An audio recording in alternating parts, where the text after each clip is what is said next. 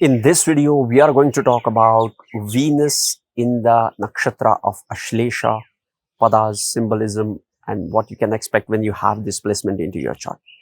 So keep watching. Namaste and welcome to Brahmanic Astrology channel. I'm your host Prasad Mahazani. Help you raise your vibrations and become your true self with the help of Vedic astrology. Let's talk about the Ashlesha Nakshatra first. Ashlesha Nakshatra ranges from 60 degrees 40 minutes of Cancer to the 30th degree, the last degrees of the Cancer sign.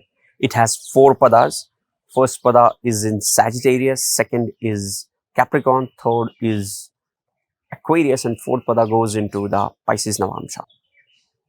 Now, this nakshatra, Ashlesha Nakshatra, is dasha ruled by Mercury, and the symbolism associated with this nakshatra is coiled snake, and the deity associated with this nakshatra is Nagas. Okay, collectively Nagas are the deity of the Ashlesha Nakshatra. And when we look for the Nagas have association with humans for long because they live close to us in the Patal Loka or Nagloka, and more so you would get the references of Nagas throughout the history and beyond in the mythological references as well. Why? You would see the Vishnu with the Sheshnag on the Kshirosagar, right? And the story is the Sheshnag always gets incarnation or gets incarnated with Lord Vishnu. When Ram was the incarnation of Lord Vishnu, Lakshman was the Sheshnag. When Krishna was an incarnation of Lord Vishnu, Balram was, the Sheshnag. And you would see the snakes into the celestial ocean churning, right? The Samudra Manthan, which we discussed, which was responsible for the churning of the ocean, and Navratna came out of it. The most valuable things in the life, in the existence, come through the churning of good and the bad, the Sura and the Asuras. We used the Parvat, but the Vasuki was used as a rope. A Naga is used as a rope into that event as well. You would see the Nagas in association with Lord Shiva as well. He holds one on his neck, right? He has one on his neck. So Nagas are everywhere. So Nagas are semi divine beings. They have their separate loka, but they have a close association with the humans. They are always associated with humans in one way or the other. Okay. And what is the significance of the characteristics of the Nagas? Nagas are quick. Nagas are deceptive. Nagas are venomous. They have the ability to move through quickly. Okay. But these are the lower qualities. On a higher quality, and one of the qualities is hypnotism. Like they can hypnotize you. Once you see the Naga, you get hypnotized. Okay, so hypnotism is also associated with the Nagas and Nagalokas. Another thing about on the higher level, Nagas are considered to be wise, having the spiritually evolved beings, which brings out the occult success or the occult success now or occult secrets. Why I said success? Anyway, but point here is Nagas bring out just like the churning of the ocean. These Nagas bring out the best out from nowhere, from the divine, from the universe. Patanjali is also said to be one of the Nagas, associated with the Nagas. Okay, and you would get the references of the Naga apart from from Vishnu and Shiva. You would get these references even in the Egyptian culture, where you will have a battle between Ra and Apophis, I guess. Yeah, a snake, a battle between these two. You would see these battles between the sun god Ra and Apophis. So you would get the references of these snakes everywhere. Snakes also have a healing capacity. You won't believe that they're not. They are only considered to be venomous, and we are afraid of them at times because of this. But these people, these nagas, have the ability to heal others. That's why you would see them on lot of things associated with healings. Okay, I want you to go through all the older symbolism, and then you would see snakes everywhere. Snakes, eagles, you would see them everywhere. Okay, and that's the beauty of the snakes. Snakes are charming. Snakes are sexual, and the snakes also have the ability to attract others. Hypnotism, when is on the higher plane, works as a charm. Like, these people have the magnetism to attract the people towards them. Okay, now we talked about the symbolism. We talked about the deities. The deity of the Ashlesha Nakshatra is Nagas. The symbolism associated with the Nagas or the Ashlesha is the coiled snake, and you will often refer to it as the Kundalini, which is which is not turned on. That's the coiled snake. And we talked about this in the Uttara Bhadrapada Nakshatra. Uttara Bhadrapada Nakshatra is a completely connected with the Nagas on the higher plane. Okay, but at the primary or the base level, Ashlesha also resonates or is associated with the Nagas. So Uttara Bhadrapada and Ashlesha are the two nakshatras which represents the Nagas. So when we talk about Ashlesha, always consider it as, always keep in mind the Nagas, because it has symbolism of the Naga, coiled snake, as well as the deity as the Nagaloka. Okay, so it's completely the Naga. And if you have not watched my video, you should go and watch my dedicated video on Ashlesha Nakshatra, which will help you to deep dive and understand more about this nakshatra. Let's talk about the Venus. Venus is the planet which is responsible for relationship, luxury, and money, wealth, abundance, all the good things in life which comforts, luxuries, all these things can be signified with the Venus. Okay, we have already discussed about Venus in depth through the houses, rashis, placement. You can go and check my playlist. But Venus in Ashlesha, let's talk about it. Venus in the nakshatra of Ashlesha, the planet which is considered as the guru of the asuras, is coming into the nakshatra which is associated with the Nagas. So this Venus guides this Ashlesha in secret and occult knowledge.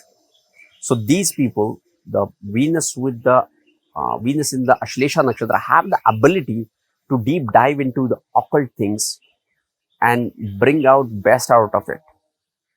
Okay, these people have the ability and knowledge about how to attract people and get the work done. Venus is more team oriented, and he always likes to attract other people and get the work done, unlike Mars, who is more he is like a man, like he always wanted to do stuff on his own. But Venus is more like a team building, building the team of people and get the work done. In fact, the greater results can be achieved when we build the team instead of working on your own. The planet of luxuries, Venus, comes into the nakshatra of obsession. So these people have obsession about the luxurious item or luxurious homes. We have a Nagaloka, which has all the best things in that loka. Okay, so Nagas are obsessed about their home. Nagas are obsessed about the way they think about their surroundings. Okay, and remember, we are into Ashlesha, which is into the sign of Cancer, which is about homes. Okay, so we are pretty much into the fourth sign, a fourth house area into the scheme of 12. Okay, so it is more about the home. That's why we have a Nagaloka. completely different home, which is close to us. Okay. Another thing about the Ashlesha Nakshatra is hypnotism. Okay. Or the ability to, you know, uh, sway the masses. So when we have Venus placed into the Ashlesha Nakshatra, these people have the ability to really influence the masses, or, mm, hypnotize the mass to attract them towards the better goal or the greater goal and get it done, just like a social media influencer. Okay. Yes.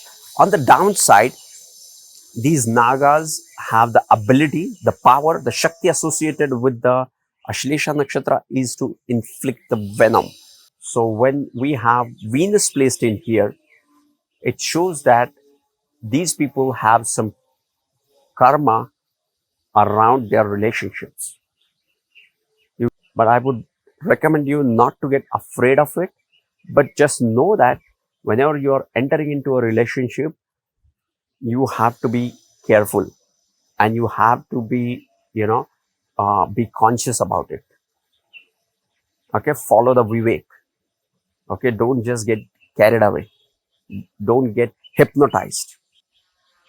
Okay. That's the mantra to have a great relationship, even when you have Venus, Moon, or any family oriented or relationship planet Dara into this nakshatra. Ashlesha Nakshatra is definitely one of the most difficult nakshatra and energy to handle, because it has such an intense energy. It has such qualities which are not easy to handle. It is not easy to channelize the energy of Ashlesha. You can't pet or tame the Nagas. Okay. They are vibrant. They are on their own. Only Lord Shiva or Lord Krishna, Vishnu can handle them. You need that divine grace and wisdom to really control the Nagas. So whenever we are talking about Ashlesha Nakshatra, we are talking about the Nagas. Okay. So the planet of wealth, abundance, and all the money comes into the nakshatra, which is about somewhat strategy building. So on the higher side, Ashlesha Nakshatra are the best people to build the strategy, build the marketing strategy, like to build the funnels, to create the sales pages, or do something which is will attract the people to sell something, or a business strategy. So Venus into the Ashlesha Nakshatra is a great business strategist. Let's talk about the padas of Ashlesha Nakshatra. The first pada of Ashlesha Nakshatra goes into the Sagittarius Navamsha. It is the Navamsha which is ruled by Jupiter, the another guru. Okay. Venus and Jupiter are not friends, but Venus feels the drive and direction into the relationship because of the Sagittarius impact. And it gets the guidance of Jupiter, which is pretty much required to otherwise difficult energy of Ashlesha. Okay. Second pada of Ashlesha Nakshatra goes into the Capricorn Navamsha, which is, ruled by Saturn, friend of Venus, does great. Okay. Venus, you won't believe, Moon is the enemy of Venus. Hello, what? Yes. There, you will see that though it gives good results and both are feminine planet, but yes, Venus and Moon are not friends. And now Venus is in the sign of Moon and is in the the pada of Saturn. So it balances out the things, because when Venus is associated with Saturn, it shows responsibilities, sometimes burden, but at the same time, these people always take responsibility in their relationships. Okay. They take the charge of the relationship. They never shy away from their responsibilities in relationship. When Venus, Darakaraka, 7th house, 7th lord, is associated with the Venus.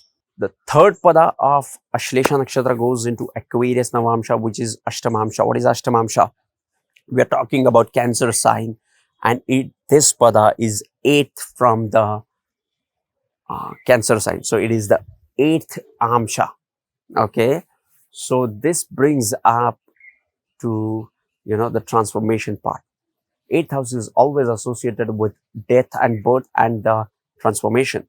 So whenever we have Venus placed into the Ashlesha Nakshatra 3rd pada, it goes into Aquarius Navamsha. It shows that these people have a lot of life-changing events around their relationship. Certain things happen in their relationship and their life changes, or they meet somebody who changed their lives. Okay, because we are already into Ashlesha, which is more about deep karma around the relationship, and now we are getting into the Ashtamamsha, which is transformation pada, and through the Venus. So you will experience the transformation through the Venus. Okay, now the 4th pada. 4th pada is the pada which is ruled by Jupiter again, by Pisces. Now what happens here is, though Jupiter is ruling the 2nd sign into the same pada, but this is the last pada of this sign and this nakshatra as well. Okay, so this becomes the end of one cycle of nakshatras or the padas. So it becomes an important point. So when Venus comes in here, again, deep karmic relationships or deep karmas around the relationship can be seen with this nakshatra. Another important thing happening here when we have planets placed into the padas, the last 2 padas especially of this nakshatra, is this is a Gandanta point. What is a Gandanta point? I have already made a video on Gandanta point, but the point here is Gandanta is when we are at the last few degrees of the water sign or the first few degrees of the fiery sign. So this transformation of water sign to fiery sign is not easy. It's like when we burn something, like water is moving from water state to fire, right? So this is again a transformation, a highly karmic point in your chart. If you have when we are changing signs from 4 to 5, Cancer to Leo, Scorpio to Sagittarius, or Pisces to Aries, these 3 points, last few degrees of these signs, the watery signs and the first few degrees of the fiery signs, are most karmic. Okay, so when you have Venus placed in here, whatever we discussed about relationship, it goes 10x. It becomes important. It does not always mean bad, but it means intense. It means something significant in that person's life. Right now we are talking about the Venus in this pada. Let's say you have Jupiter into this pada. So the karaka of the Jupiter would be different, but the experience would be significant, would be life-changing. And all this for your highest good and greatest growth. So yes, this was Ashlesha Nakshatra and Venus into the Ashlesha Nakshatra, as much as I could hold, grasp and share with you guys. And if you want to learn Vedic astrology step by step, join my free training for 3 hours and start your journey into Vedic astrology, sending you tons of positive energy, sending you high vibrations. See you in the next videos. Love and peace. Namaste.